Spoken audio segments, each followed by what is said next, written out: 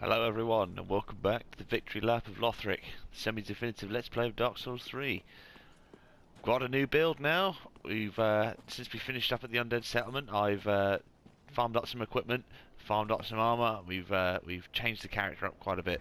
So let me show you what I've got now. I farmed up a Flamberge. It took me fucking ages, hours and hours of farming. It was a good job I had that fucking mimic hat, otherwise it would have taken me a lot longer.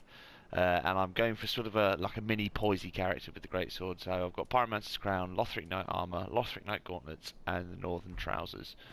So some pretty hot looking fashion with a pretty sweet weapon. Got a few things to do at Firelink Shrine before we head on our way to the Path of Sacrifices. First of which, need to get our Seed of a Giant Tree. Since we've been invaded a few times, a seed has spawned at the giant tree. So let's have a read of that. Makes enemies react to invaders. The giant trees were also known as Watcher trees, and their seeds unmask invaders. When used effectively, these seeds will help counter dark spirits. Indeed. So, Dark Souls 2 item, again, was considered very OP amongst the invader community because it lasted fucking ever. But since it's been nerfed, I think it's sort of more in line with expectations what it should be. It lasts for I think 40 seconds. And it's good against invaders who like to camp by the enemies. Right, let's go talk to some NPCs and then we'll be on our way. Hawkwood, do you have anything new to say? Ooh, yet to give in, eh? Good. The Firekeeper must be twitching with delight. But what do you really know about these Lords of Cinder? These supposed legends? Let's take Aldrich for one. A right and proper cleric. Only he developed a habit of devouring men. He ate so many that he bloated like a drowned pig, then softened into sludge. So they stuck him in the Cathedral of the Deep, and they made him a Lord of Cinder, not for virtue, but for might. Such as a lord, I suppose. But here I ask, do we have a sodding chance?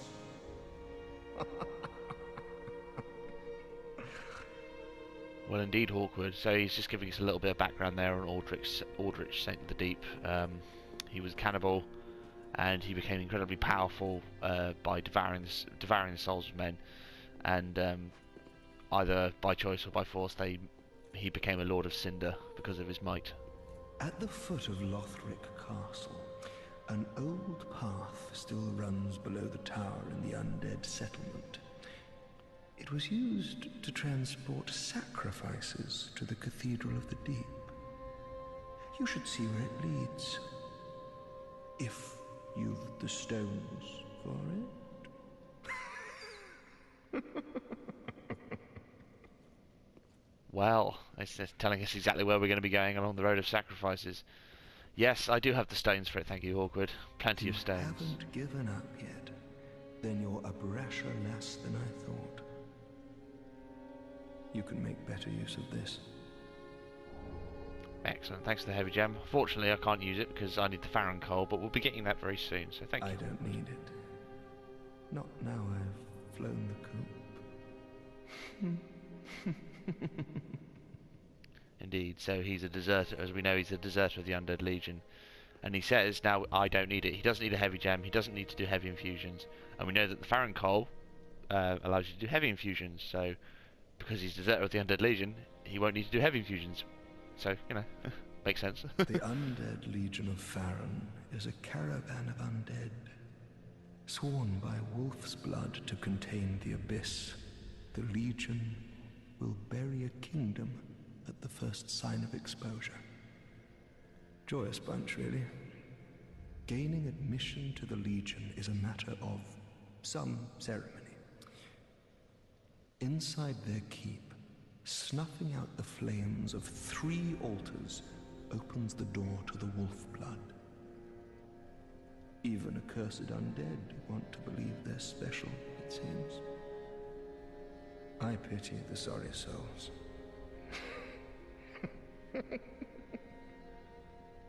So there he's giving us information about the Undead Legion, about what they're about, and he even straight up tells you how to, how to access them, like telling you how to where to snuff out the lights when you get to Farron Keep.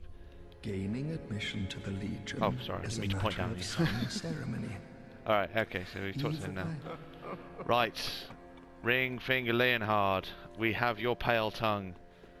It took us, it was at great expense, but we got it. Well, hasn't it been some time? I'm Leonhard, the Ring Finger. Remember me? I slipped you those red eyes some time ago. I do remember. You're making quite an effort of it, so I thought you might like to know. If you yearn for a proper red-eye orb, one that is uncracked, then kill the Dark Wraith, survivor of the land swallowed by darkness. He has been a prisoner for many ages in the deepest cell in all Lothric. Well, thank you very much. I can see it in your eyes. If you didn't invade, didn't pillage, whatever would you do? I probably wouldn't still be playing this game, Leonhard. Right, excellent. So he talks to us about the surviving Dark Wraith from a land swallowed by darkness, and obviously the Dark Wraiths originated from New Londo and from Karth. So land swallowed by darkness, I presume he means New Londo. Right, let's read the key. Lift chamber key. Key to the room of the lift that descends into the deepest dungeon in Lothric. A surviving Dark Wraith from the land swallowed by darkness is said to be held there. So he's just repeating what Leonhard tells us. If you fancy a proper red-eye orb, one uncracked, untainted, then kill the Dark Wraith. He has been a prisoner for... I can see it in your eyes. It's interesting that he has ownership of this key, but he hasn't killed the Dark Wraith yet. So you can sort of assume that he hasn't been able to kill the Dark Wraith. So or he's been reduced to using cracked red-eye orbs. Right, we'll go and deal with that later. We won't do invasions just yet, but we will later on. Right, we've also taken a couple of people into our service that we found in the end of the settlement. Oh, I made a little bit of a fuck up whilst I was farming and farming for souls and equipment. I accidentally talked to Grey Rat. He came out of his curled up ball and he asked me to let him go and pillage. He said everyone's holed away or undead, so please let me go and pillage. So we can send him off now. Oh, hello, your abandoned one. Right, so we talked to him again. What is it? Have you changed your mind? Oh. I'm ready to go thieving at a moment's notice. Just give me the word. Yes, go pillage, Grey Rat. You will not be disappointed. Grey Rat the Thief was once a well-known name. Until I ended up rotting in a cell. Okay, so when we come back, after we leave and we come back to filing, he'll be gone and he won't turn up again until we beat a boss. Alright, Grey Rat. Goodbye. Have fun. Bye. Have a wonderful time. Right. We also took in Yol of Londo. We took him into our service. Let's have a chat to Yol. Our champion of Ash, welcome home. This pilgrim, with a debt in death, hardly deserves to behold this divine flame. And I never would have, had you not taken me into your service. I thank you dearly for this, and assure you of my leal service. You sound very fishy, Londo. Londo. Yol, you sound very fishy, Yol. What possible services could you offer to me? As I have said, I was once a sorcerer. Alas, the magic of Londo is a far cry from the wonders of Vinheim. But I can teach you what I know. Perhaps, more importantly, I believe that I can help tease out your true strength. We pilgrims of Londo are keenly aware that those branded by the dark sign possess something quite special. Ooh, what's that then? As I have said, So we can purchase a few basic sorceries from him. We're not going to. We'll get the sorcery teacher later to teach us these. but he can draw out true strength. So basically giving you a level without having to spend any souls. Let your true strength shine. And obviously it's not without its risks. Whenever we level up using Yol, we will gain an item called a Dark Sigil. We won't do this just yet. We will use Yol to level up a little bit later, but not right now. And we probably won't be doing his questline and getting the Lord of Hollows ending. So, see you later, Yol. We will come back later. Right, and there's one more person we have to speak to before we can hit the road, get on our way.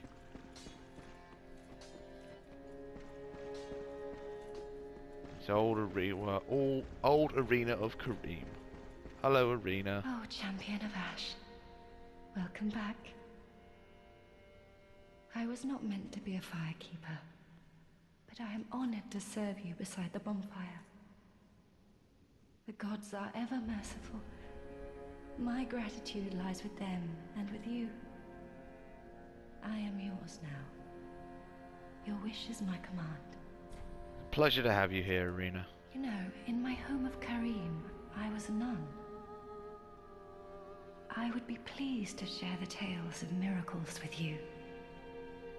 Although, to be honest, I only know a few. But if I had a divine tome, I could tell you many tales and more. Oh, only I cannot see. Terribly sorry, but you'll have to find me a divine tome in Braille. Well, we'll definitely keep our eyes out, Arena. You know, in my... She won't say anything else. So she's blind. She was destined to become a firekeeper and she failed. She's blind, and in her home of Kareem she was a nun.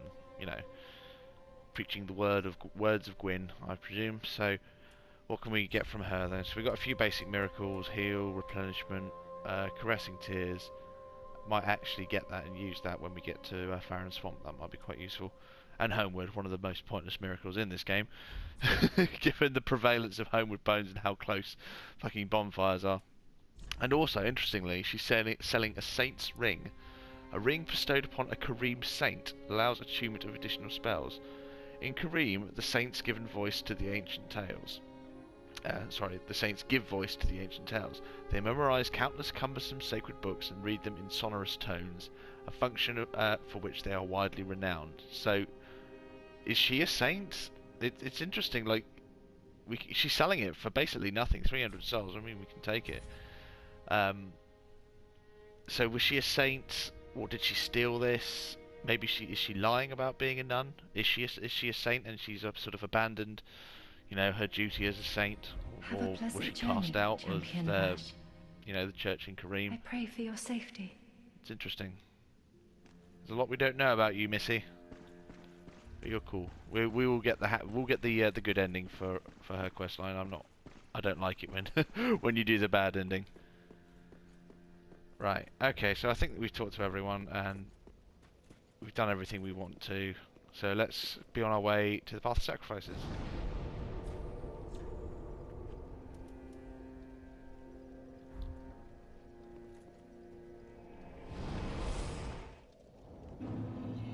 Right, I'm just going to run over to the elevator and I will meet you there. Right, so we've reached the elevator. Let's be on our way.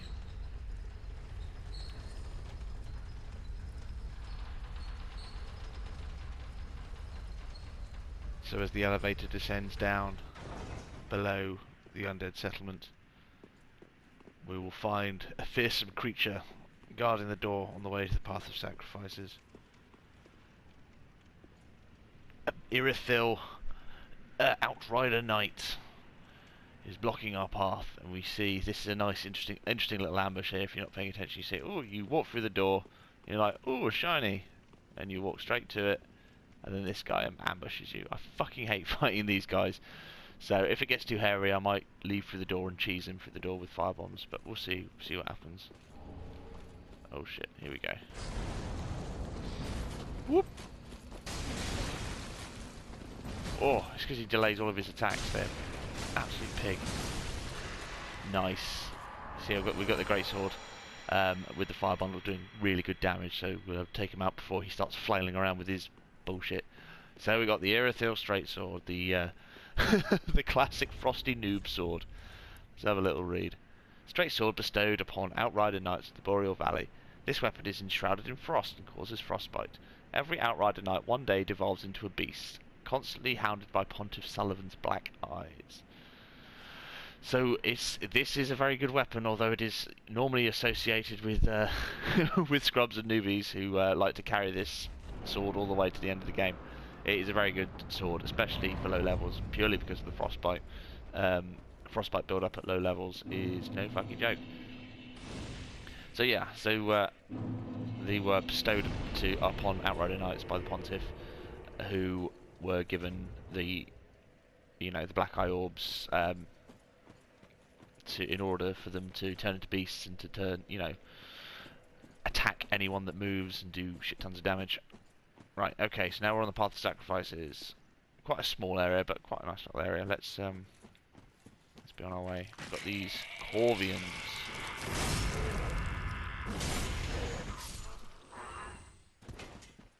See the black feathers again with fucking crows, bird lore, Velka maybe, because the Corvian storytellers tell stories of the painted world. Obviously, the painted world conjures up images of Priscilla, and obviously lots of artifacts of Velka were stored in the original painted world of Ariamus. So yeah, and obviously these Corvians here in the stories have black feathers, like Velka is associated with Velka. Right, so let's put on the mimic hat. I want to see if I can get one of their weapons. Maybe not. Okay, never mind. Shriving Stone, one of the more pointless stones in the game. Reverses weapon infusion, basically. Has the benefit of undoing the effect of infusion without reducing the reinforcement level. But, it's very rare that you're going to want to have a weapon that is completely uninfused. I mean, I've got this one uninfused, but if I had access to heavy infusion, I'd be fucking heavy infusing it because I'm two-handing it. Right, I don't think I've ever used a Shriving Stone apart from giving it to Pickle Pea and Pumper Rum. Right, another one down there. Give me a weapon. Oh, boo. Okay. Right, best thing to do here, run past these two chaps, get to the storyteller. No, don't do scream. Oh, we got storyteller staff, first try, excellent. Alright, that's pretty good.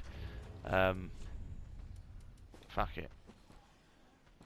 Let's go deal with these guys and then we'll read the stuff. Oh, 2 hits, nice.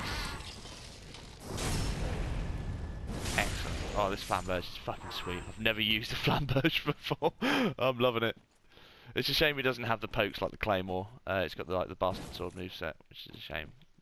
But it's got stance, which is always good fun. All right, storyteller staff. Let's give that a read. Staff of a heretic storyteller who shares tales of the painted world to forlorn souls. The storytellers too are wretched beings with no place to go. Their bodies, souls, and even their staves are all tainted through and through. So it's got poison spores as its weapon skill. Expel noxious spores from the formless parasitical things that inhabit the staff. Indeed. Right, so, heretical storytellers share tales of the painted world. We do find Corvians in the painted world. Not one. We find only one that is similar, in design to the ones we find here on the Path of Sacrifices. The rest of the Corvians we find are all very different. They're more bird-like, with beaks and things like that, as opposed to sort of humanoid faces. So obviously they don't know how to access the painted world. They know of it. They know it is a place of forlorn souls, a tale of old, and they're trying to reach it. And obviously they do. Some of them do manage it because we find one right at the beginning of the painted world. Right, okay, so we've got an enemy down here who's a throwback not only to Dark Souls 1 but to Demon Souls. The old crazy lady of the swamp. Man-eater Mildred from Dark Souls 1. Right, She edge walks towards us. Let's fucking do this. Oh, look at the damage. Oh, sorry, Mildred. I'll see if I can barehand parry her. Oh, poo. Shit. Go on, go on. No! Oh shit. Go on. Go on, Mildred. Stop it. Alright, I might stop fucking around. She throws shit at you. There we go. Sorry, fake Mildred. Had to be done. Right, and she drops the butcher knife. And that actually gives us lore on that character there, interestingly enough. Butcher's knife with a noddly large blade, wielded by the mad woman haunting the road of sacrifices. Squarely landed hits restore HP. Back in the undead settlement, the woman acquired a taste for human flesh, of which she took glee in partaking. So this is just a callback to Dark Souls 1, to Man-Eater Mildred. Either she is Mildred, or, you know, just carrying on the legacy of Mildred. So, which, you know, all in good fun. It's a nice little throwback there. Brigand set. The original Brigand set from Dark Souls 1. And the Brigand Twin Daggers. Very good. Where are we? Where are we? There we go, Brigand armor. Leather armor from a foreign land probably belonged to a brigand who met his match. In foreign lands, undead were banished to send messages to populace, and when the message was not heard, they banished the living too. Interesting. And then we got, yeah, I think all the sets all the same. Gauntlets from foreign land, banished. Yeah. And then we got the twin daggers as well. A weapon that I've never used before. We might give these a go in this playthrough. These paired daggers are the preferred weapons of the brigands of a distant land. When two-handed, the wielder holds the blade in each hand, allowing for divergent attacks to include left-handed moves. So obviously, belong to brigand. We find the brigand armor here. You know, makes sense. We'll give the twin daggers a go. Perhaps when we get to Farron Swamp, we need quick step to get through the sludge. Right, let's carry on.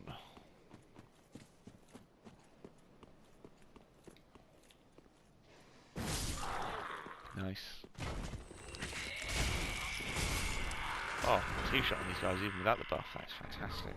Another tight nice shot. I'll tell you what, because for the invasions that I did in the previous video, and to upgrade this weapon, I had to farm for shards on the high wall of Lothar. And fucking hell, if you think farming for Proofs of Concord kept from the Silver Knights is difficult, try fucking farming for shards when all you have is epoxy fucking mimic hat, and then you'll know pain. Oh Jesus! So we're gonna want to get the Dream Chaser's ashes as quickly as possible, so we can buy shards. So I don't have to fucking do that again. Right, let's just quickly kill these guys off. We don't want them flailing around at us. They can do some fucking serious damage.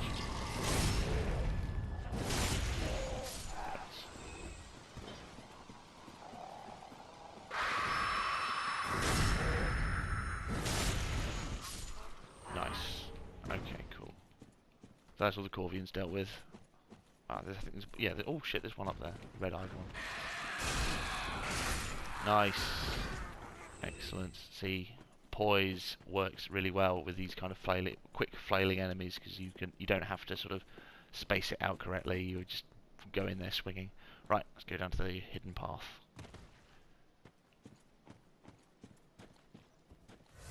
And there is a unique enemy in this area. It's a dog with a distended stomach, so a pregnant dog. Duo ahead. They've made their little home in this alcove. Come on. Sorry. No doggos for you. Dead. Right. Get 2 key items here. The Braille, Divine Tome of Kareem, and Morn's Ring. Right, excellent. And what did we hear from Irina? She wanted a Divine Tome that was in Braille? Well, isn't that just convenient? A sacred Braille tome from Kareem, filled with advanced miracles. Give to a storyteller to learn Kareem miracles. In the way of white, there is a tradition of placing great faith in the words of the blind, and Braille tomes are not unusual. You know, great faith in the words of the blind. Obviously, firekeepers are all blind, so maybe in order to follow in the ways of the firekeeper, they will all blind themselves in order to be closer to the flame, or, you know, whatever. And we also got Morn's ring. Where are you? A malformed ring given to Knights of Kareem boosts miracles. Morn served the goddess Cather and later became an apostle of the Archbishop. They laboured together to provide comfort to the suffering. Cather, I believe, is a Dark Souls 2 goddess, and she was originally considered to be a demoness, I believe, but now she's considered now part of the pantheon in the Way of the White, which is a very interesting sort of change up from what it was in Dark Souls 2. Right. Okay, so we got this guy up here, we got that stuff. Oh god, here we go. Welcome to the Gank Woods, people. Right, I'm a little bit nervous going in here. I must admit. Oh shit, let's just do this. Right, we're gonna have to talk to Henry and Horace first.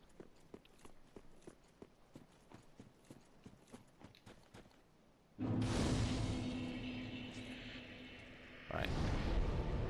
Okay, my aim is to get to the first bonfire and then call it apart there. We'll see what happens. Right, let's talk to these guys first. Oh, hello. How do you do? I'm Henry of Astora. Unkindled like you. Hi, Henry. This is Horace, a friend and travelling companion. Are you too in search of the Lords of Cinder? We're well along the road of sacrifices. Below us is the Crucifixion Woods. Beyond the flooded woods lies Farron Keep, home of the Undead Legion. Further yet is the Cathedral of the Deep. We seek the cathedral, home of the grim Aldrich. We may go our separate ways now, but we are both seekers of lords. The next time we cross paths, one may find the other in a time of need. May the flames guide your way. Oh, interesting, Henry. Oh, yes. Horace. Oh, Jesus. He's not The very noob. talkative, but don't think ill of him. Oh, He's an Jesus, here we go. upstanding, kind-hearted knight, a fine partner for this grueling journey.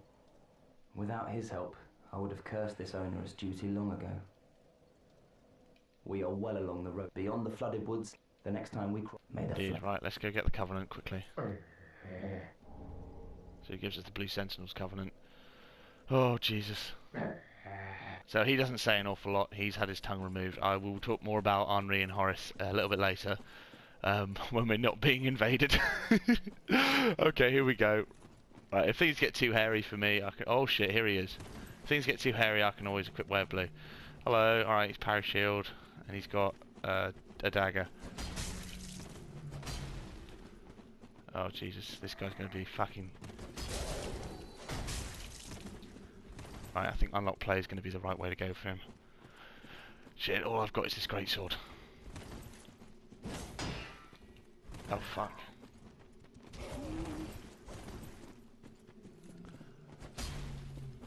Oh shit, he's going to want to... He's trying to backstab me, he's trying to fish me.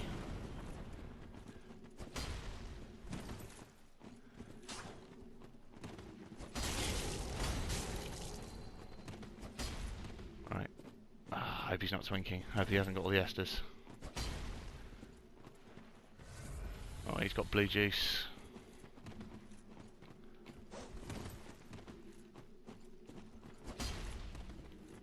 Right, unlock play is definitely the way to go with this guy. Delay that R1. I'm not going to attack you where you're stood by Henri. I'm not an idiot.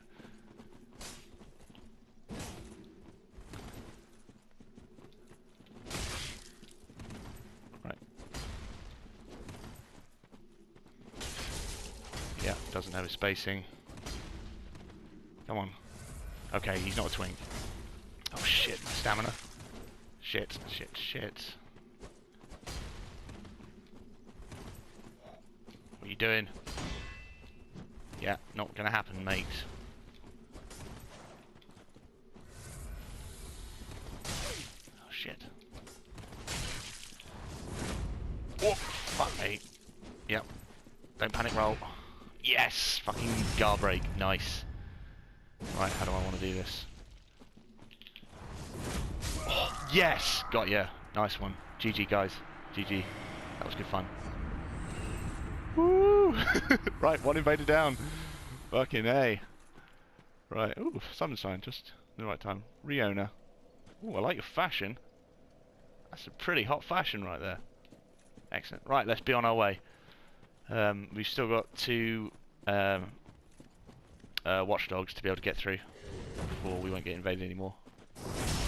But we'll be putting on the finger after those 2 to get some more invasions. Excellent. Right, I'm buzzing now. Got me victory. Right. So these guys, I've got the official strategy guide. I bought that a little while ago. And if you want my advice, don't buy it. It's fucking awful as far as the strategy guide goes. But it's got some useful little tidbits with regards to sort of what creatures are called and what enemies are called and stuff. And these guys are called lycanthrope hunters. And the big guys with the crucifix on their back are called lycanthropes. I believe a lycanthrope is a sort of a term for a werewolf or something, or like a beast man. So these guys were hunting those guys. You know, the guys over there with the crucifixes, which is very interesting. And you see there's blood on the tip of their staves. So they've been, you know, poking and prodding. Perhaps it sort of conjures up very biblical images, to me at least. Anyway, when they're talking about crucifixion, and then you've got people that are poking the people that have been crucified with those massive sticks. Like, I think that was what happened to Jesus when he was crucified. I think that was kind of what they were going for, really. But yeah, I mean, the deal with the lycanthropes, I mean, they are, those big hulking guys are very beastly and they attack very wildly, but I'm not sure if you can really call them a werewolf. These little mushroom pod guys, Dark Souls 2 throwback, we find them again at Earthen Peak when we go through Dreg Heap. Right, one-handed. Oh shit. Oh fuck. Stop that. Yes, get all the techno shards.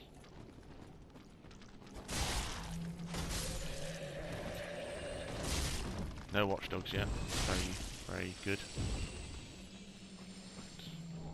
Twin Dragon's Great Shield, the shittiest Great Shield. Right. We'll read that once we reach a safe point. I don't want to be stuck in the middle of all these enemies before when a watchdog turns up and fucks me up.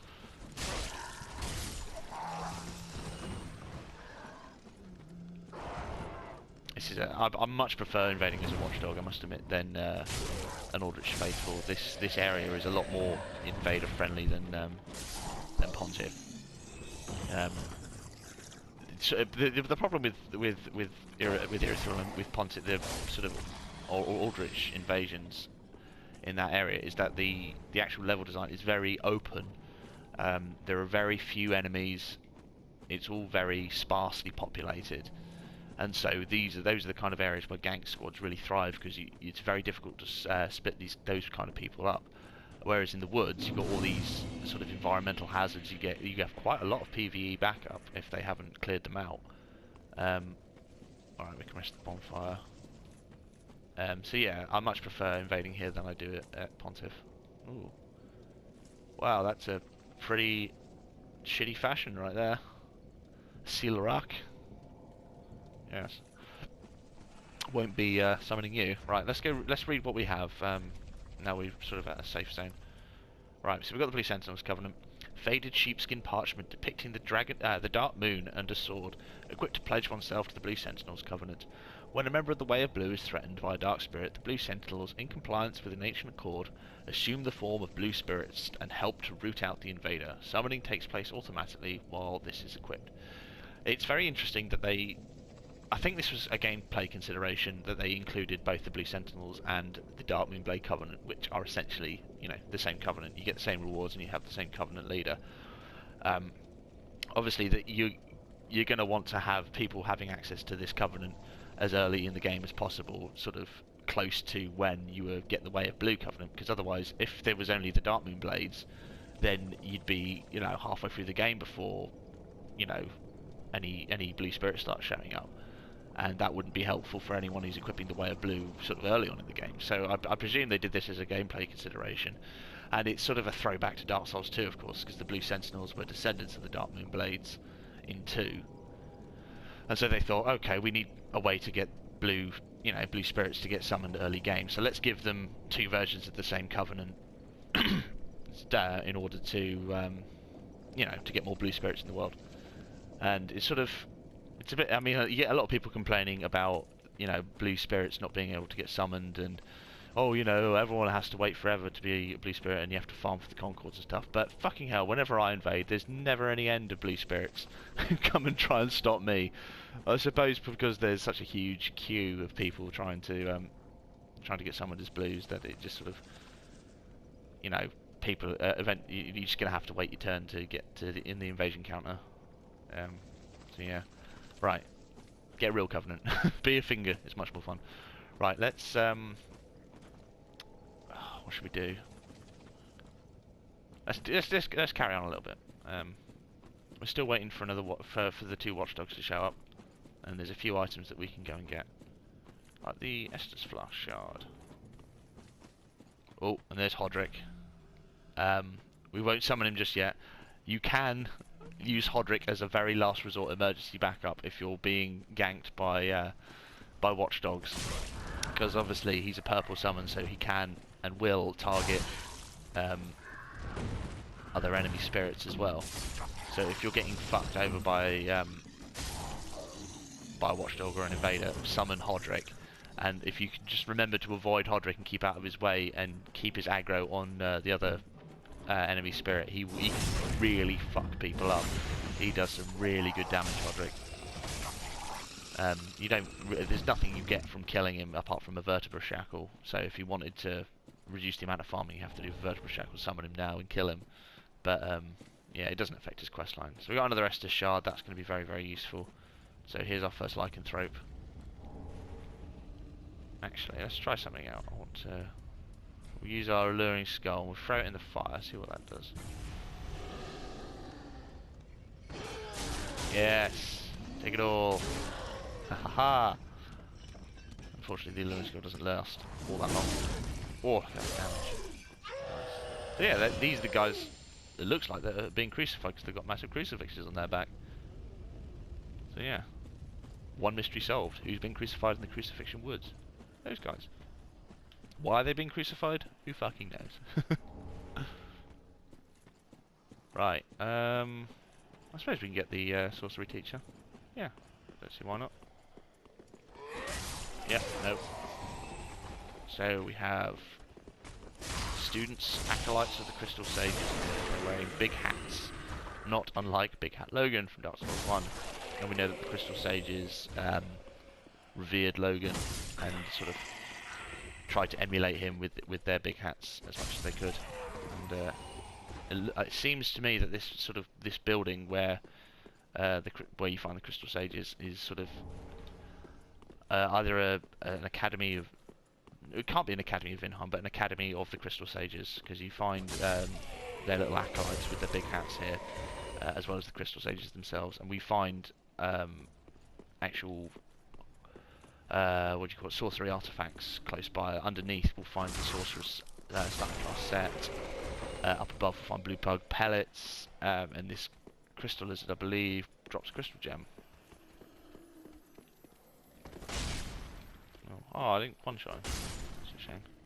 Yeah, so we get a crystal gem there as well, which is another infusion item. Introduced to Lothar by the Crystal Sage, used to infuse great crystal weapons. Indeed. Inflicts magic damage and scales with intelligence. Very good. Oh, fuck me. See you there. Right. This guy's a fucking asshole. Spams Crystal Soul Spear all the time. Fucking do one of me.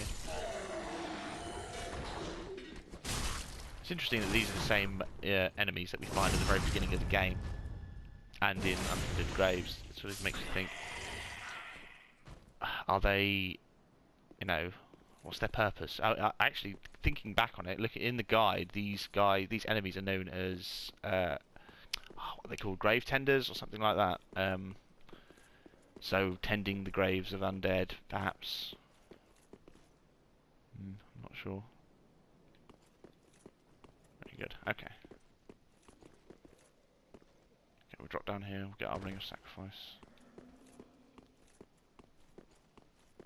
Still no watchdogs. That's very surprising. Right, let's get Orbach, and then we'll call it a part there.